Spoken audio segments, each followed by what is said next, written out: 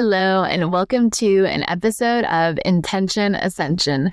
Today, we're going to be talking about the power of staying silent, protecting your energy, and using discernment so that way you are not absorbing opinions and criticisms of other people. Now, staying silent can be very uncomfortable if you have childhood trauma that you have not dealt with.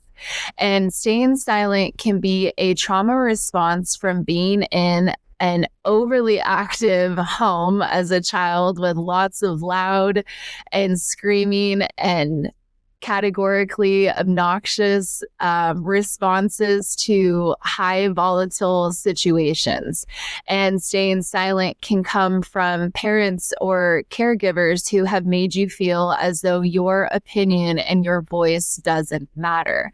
And that will show up in our adulthood as either being overly silent or choosing to not share our opinion and not trust people because we don't know if our voice is worthy or if our actions have been forgivable.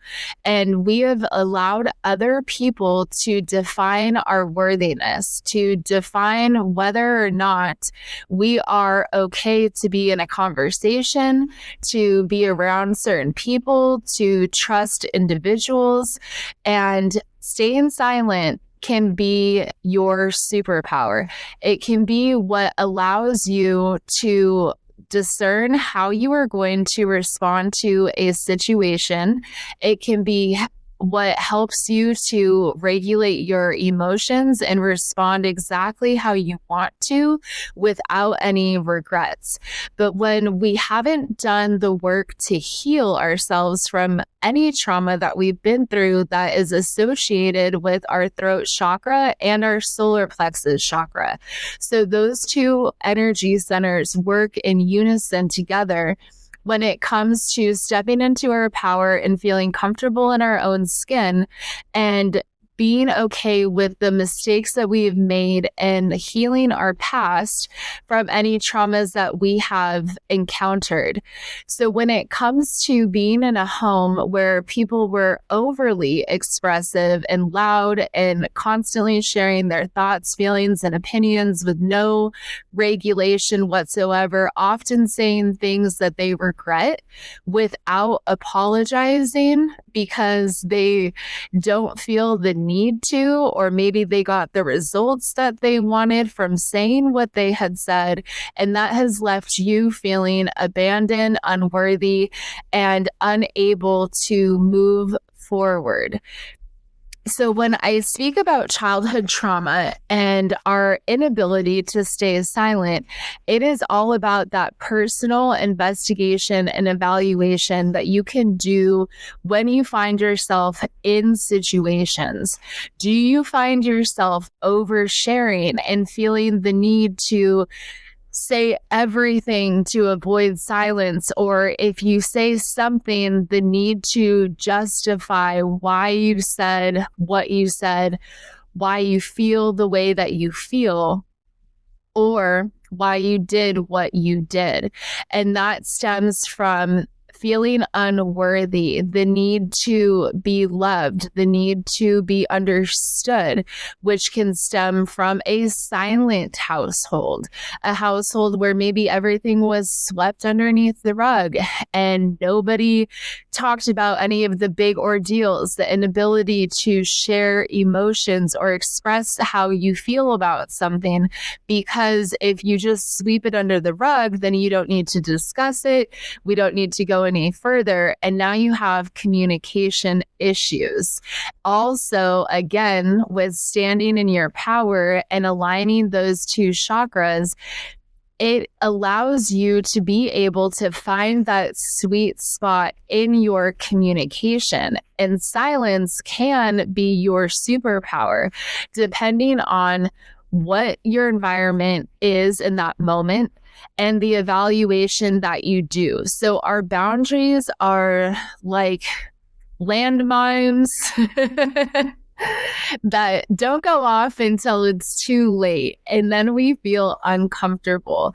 Maybe you're ruminating in your head. Why did I say that? What is this person thinking? What have I done? I can't take back what I've said. I have overshared in this situation. Now, when that happens, that is our lesson. Like, that is our teacher, because we don't want to be in a place where we are spent days or weeks or maybe even months questioning how another person feels or whether or not we've overshared. Did we give them too much information? What do they think about me now? All of that energy that is produced with those thoughts will stay inside of us until we learn how, and we'll continue to repeat these same patterns until we learn how to communicate in the ways that are best for us.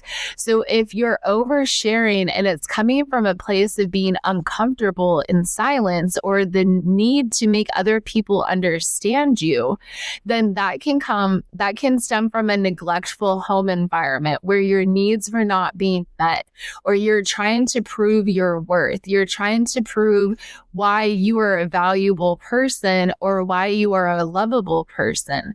And all of these things are actually unnecessary because you are worthy, you are valuable, your voice matters. And doing that inner work is going to help you to understand where your hiccups are, where your boundary fences are, and what you truly stand for.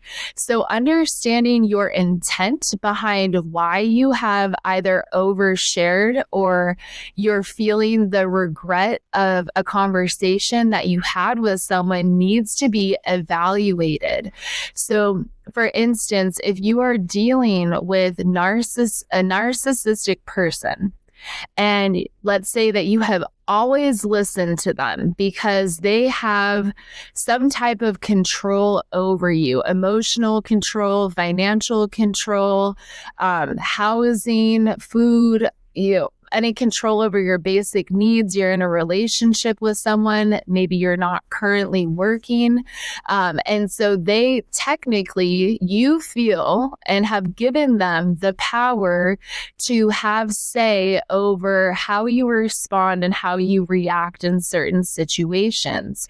And let's say something happens between you and this narcissistic person, or this person who you've given power to. They don't necessarily have to be narcissistic, but you've handed over a piece of yourself, your integrity and your morals to this person, and they tell you that you must lie about something. You are not able to speak the actual truth, because if that happens, there are repercussions for this person who wants lies to be told.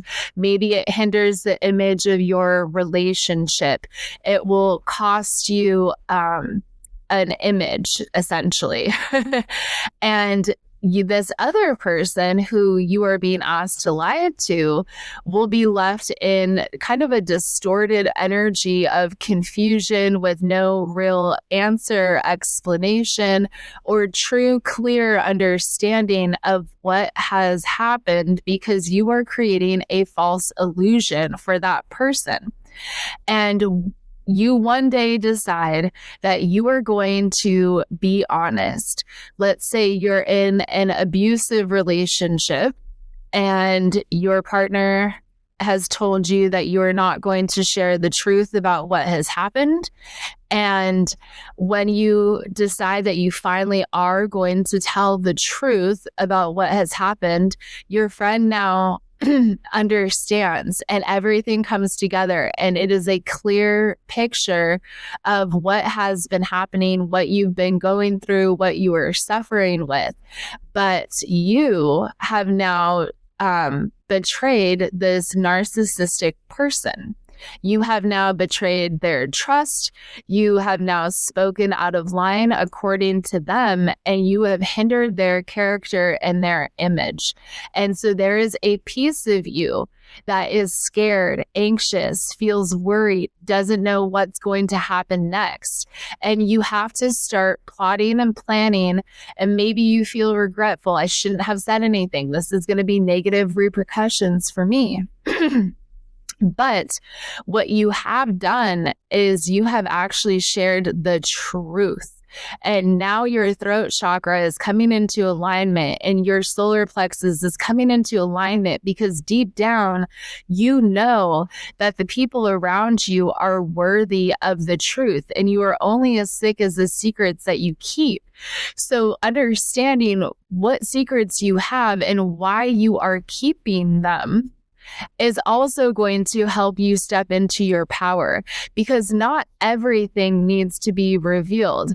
Of course, if you found yourself trapped in a relationship where this person is having control over you, your finances, your food, your ability to go anywhere, deep down inside, you know that you're worth more. You know that you are capable of doing on your own. And there is some attachment that is taking place that needs to be resolved. And the only way to resolve that attachment is by speaking the truth.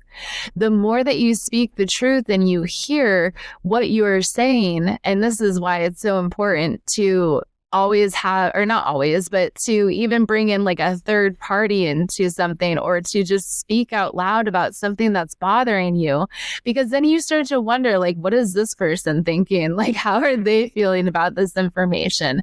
Or you're hearing it out loud for the first time.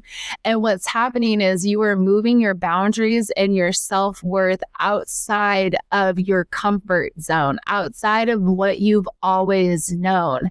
And in that instance, you're actually growing, you're improving, you are learning how to become more independent in your intentions and understand what your true needs are. Understanding that these attachments to this person who has this negative control over you are a childhood trauma response. There is something that has happened that has made you feel that this is all that you are worth, that you have to stay in this relationship.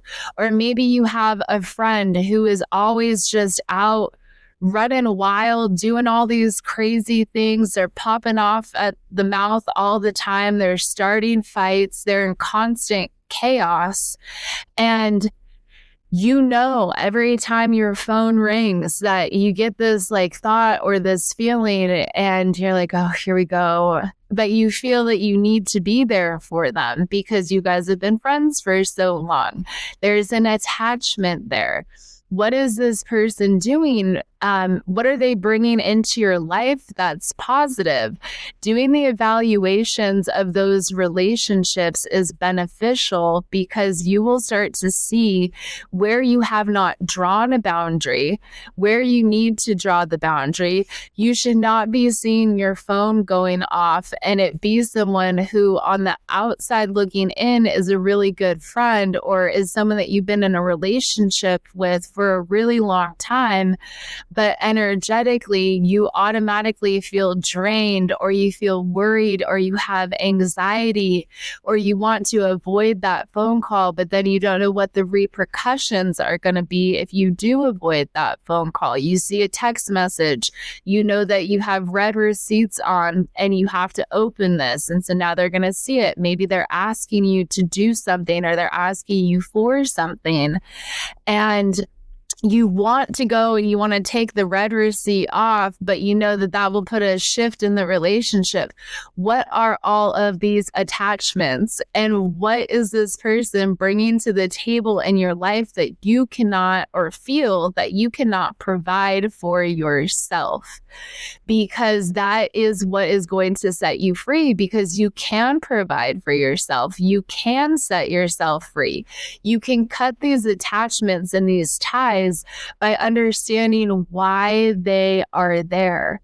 You no longer have to go through situations where you walk away from a conversation questioning why you shared all that information. Were you in a conversation about gossip and you had observed something, you made an assumption about another person, and now you're contributing to a conversation that is subjective and gossip? And is that a need to fit in? Is it a need to validate what other people are saying?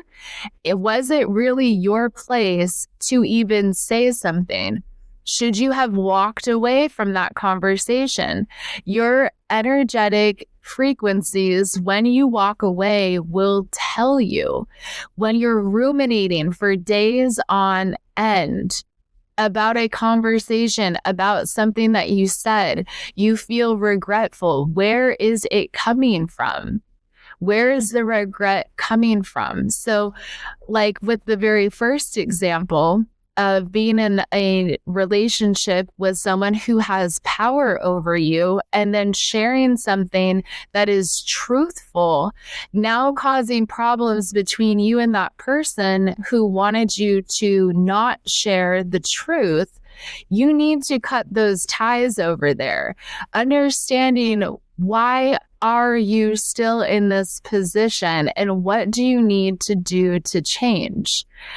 When it comes to being in a conversation where gossip is happening, set the intent that you no longer want to participate in gossip and learn how to walk away and be okay with whatever happens. You hear gossip and you walk away, your thoughts should not be, well, now they're not going to like me because I didn't participate in the conversation, or now they're going to think something of me because I didn't stick around for this conversation. I didn't contribute to the conversation. So what do they think? No, none of that. None of that. Walk away. That is your power. Staying silent is your power. You don't know who you're giving information to, and you don't know what they're going to do with that information. If you are uncomfortable in silence, it is your duty to internally reflect on, why does silence make me uncomfortable? Why do I feel the need to constantly fill the space of silence? Because silence is your superpower. It allows you emotional regulation. If you deal with anger issues, this task will feel impossible.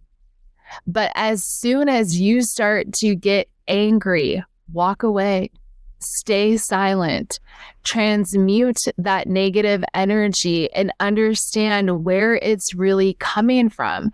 Why do I feel the need to defend myself in a situation? Especially if you know that you are correct, the silent treatment in that aspect, I'm not promoting silent treatment because in a relationship or in certain circumstances, that is actually abuse. But staying silent in that moment allows the other person to reflect on what they've said and how they express themselves and do that evaluation. And silence becomes your biggest asset in that moment. But when you deal with anger issues, it will feel impossible, because your feelings will feel like facts. You'll feel justified in your response. You will feel that you are able to say what it is that you need to say in that moment, because there's no other truth possible right now, which isn't always true. And so being able to walk away when you are that upset and just storm off, speak to yourself, and allow those emotions to flow through you, you may stumble across a different response that you would prefer to have. You won't have to regret your actions. You won't regret your words. Use silence as your biggest asset to being able to be the person that you want, to being able to represent yourself or express yourself in a way that is meaningful. When someone is, dropping wisdom, but they're coming from a hyper energetic space, it's not as powerful as when they are able to speak clearly and drop that wisdom from a calm space it is much more powerful to hear it from there versus as a reaction versus a response. When we're able to stay silent, we have control over ourselves, and sometimes we control the environment that we are in. We have the ability to sit with our emotions, our thoughts, and our feelings and understand your intentions. If you did feel that you overshared, your intention of oversharing is extremely important to understand. Why did I do that? Am I setting the truth free, but also placing myself in a bad situation? And how bad is that situation? And why is that situation bad? What are the intentions of the people who maybe you have just betrayed by speaking up? What are the intentions of the person who wants you to lie about what is really going on? Are their intentions pure? No, probably not. Most likely they're not pure intentions. And so now you are being trugged along this train of misinformation, misrepresentation, and delusion, which has its own ramifications, its own consequences on an energetic level. When you are keeping secrets, why are you keeping secrets? Is it to protect yourself because you understand that your discernment comes first? If you have discernment in a way of being able to evaluate the people around you before you decide to share, then that's okay. But if you're keeping secrets because you are afraid of the outcome, afraid of not being lovable, afraid of not being seen as worthy, then that is an unhealed response. If you are telling white lies over things that really don't matter, there is something unhealed in your worthiness that needs to be checked. Why am I not able to have this conversation? Why am I not able to share this aspect of myself? Because much like the silent treatment alone can be abuse, not sharing with someone who you have decided to allow into your circle is also a trauma response from lack of trust.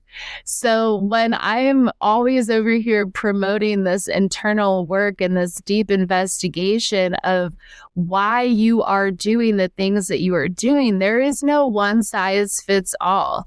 And the longer that I'm in this field and the more people that I meet, the more conversations that I have, the more I realize the duality of all situations. So staying silent can be a form of abuse. Staying silent can be a form of power.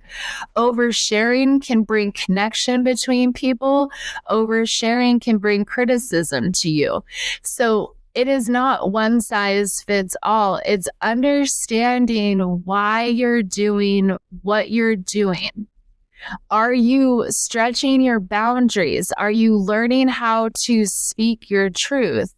Are you learning about your own worth? Are you learning discernment? And discernment is so important because you don't want to overshare to people who probably don't actually care about the outcome of your situation that you're sharing about and may use that information to make judgments about you, to spread gossip about you.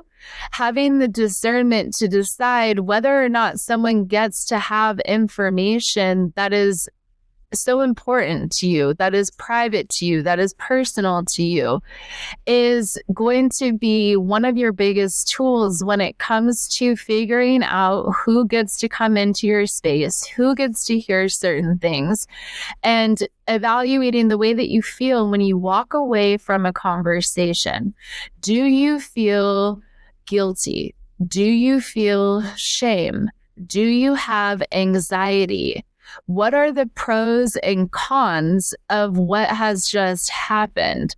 And do the cons outweigh the pros or vice versa?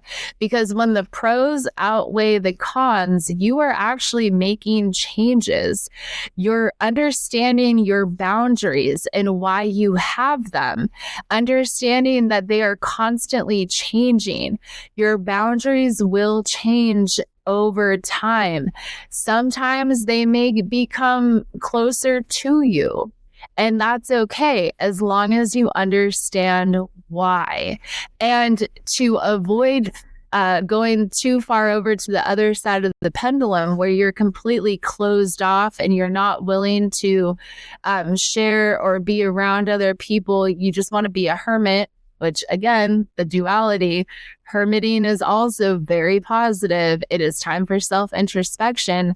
But when it comes at a detriment to your happiness, then you are now not allowing people into the circle. Your guard is so high, your walls are so high, and you're not letting anybody in because you don't want to be hurt is not the answer. Letting everybody in because you don't want to be alone is not the answer.